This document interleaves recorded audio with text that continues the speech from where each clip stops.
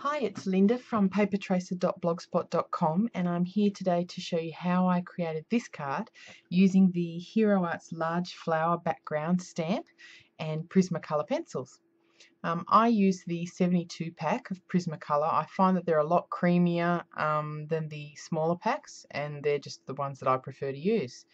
So just before I start, a little tip. When you are sharpening your pencils, switch hands around from the way you would normally do them, so that your dominant hand is the one holding the sharpener and your less dominant hand is the one turning the pencil.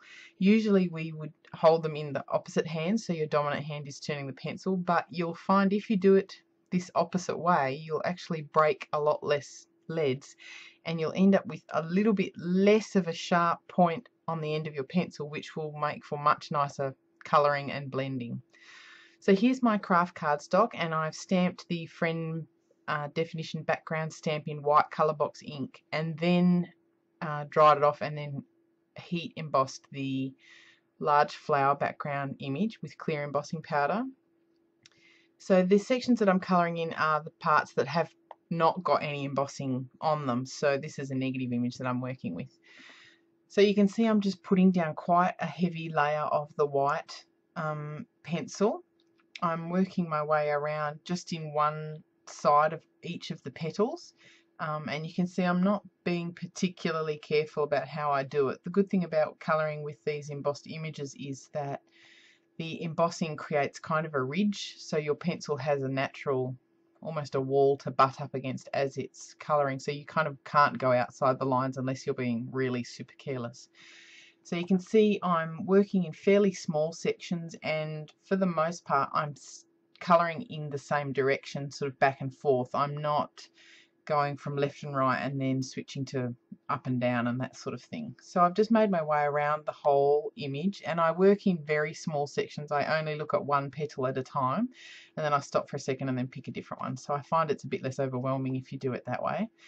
Sorry for my head starting to get in the way there. So you can see I'm just working from the tips of the petals and inwards, and I've done two here so you can see the difference. I'm going to be showing you two cards at the end.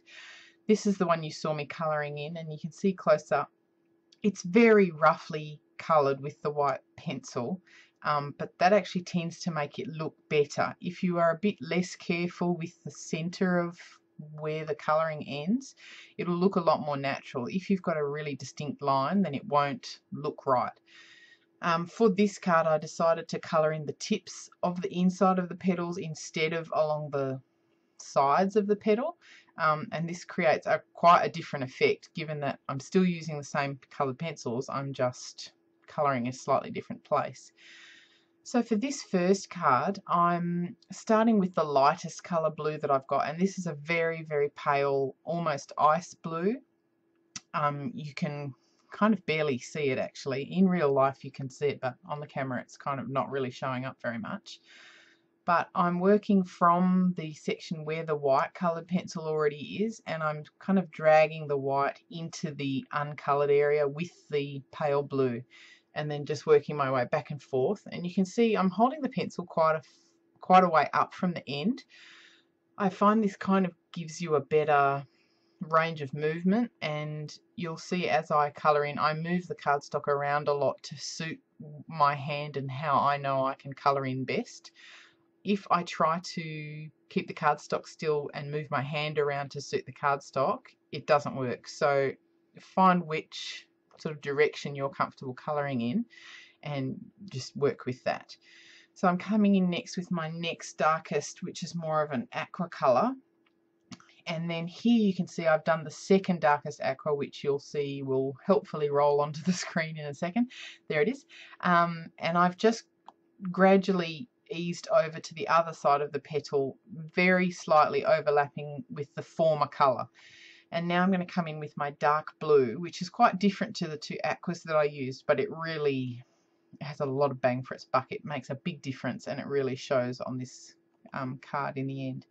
And you can see I'm barely taking up any space at all with this really dark blue, and I find the less space you use with the darkest colour, the less space you cover, the more effective it looks.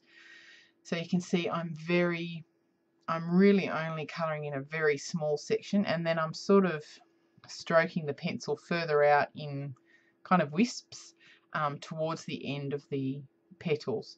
I always colour the underside of petals or leaves a slightly different colour to the tops or the insides of the petals. I think it kind of just brings a point of difference, and it makes more sense to my eye than if the underside of the petal is the exact same colour as the inside.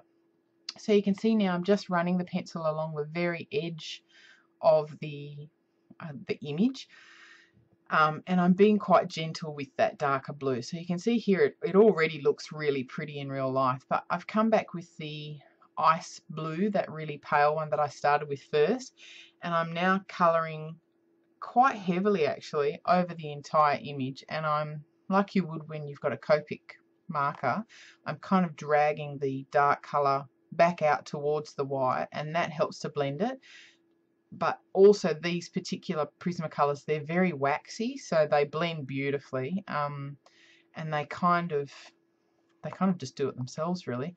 But this pale blue is really covering over that dark blue and making it look a lot more natural, and it's sort of taking away a little bit of that indigo hue of the darkest blue, and it makes it match the paler blues much more, makes it look much more natural.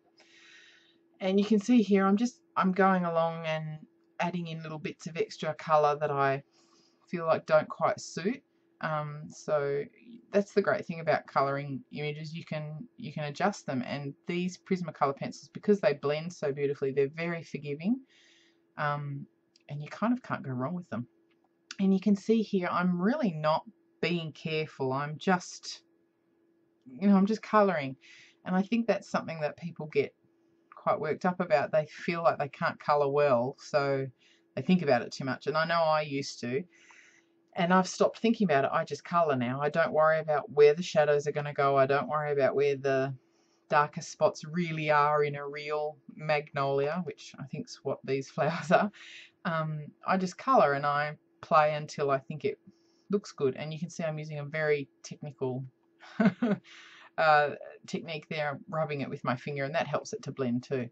Now at the last minute I decided to add this kind of orangey mustard colour. I'm sorry it's so blurry, I think my daughter put her finger on the lens of the camera, but I'm using this orangey mustard colour to colour in the carpel, or the sort of the stamen part of the magnolia, and then I'm really super lightly just coming out into the petals, and I couldn't believe how much more realistic the flowers looked once I had done this. I'm only colouring the section between the white and the palest blue.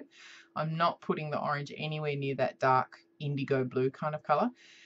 And it really brought a lifelike quality to these flowers, and I was really happy with how that worked. And then finally I just came back with the white and just gave all of the petals a quick once over. The white doesn't show up terribly much this second time around, but it just blends a little bit more, and I wanted the white sections of the colouring to be really crystal white. So here you can see what the card front ended up looking like, and I'm thrilled with it. I think it looks really gorgeous. So here are a couple of close-ups so that you can see, and it's just beautiful in real life. Like it looks like a photo almost. It doesn't look like it's been coloured in with pencils, which I'm okay with. And here's a pink version for you to see, and I use the fuchsias and things. With this one I decided to go kind of in the opposite direction with the coloured pencils, which you'll see in a minute. I'll show you sort of the 3 steps. I coloured the whites in first, but this is the one where I coloured the whites on the tips of the petals. You can see I've come in with the darkest fuchsia, and I've coloured the very insides of the petals, and then I've added the slightly lighter purple, and then in this third colour you can see I've come in with the palest purple that I had, and then once again I came back in with and I coloured over the whole area. And this is the original card that started it all off. Thank you so much for watching. If you have any questions, please visit my blog, www.papertracer.blogspot.com. Thank you.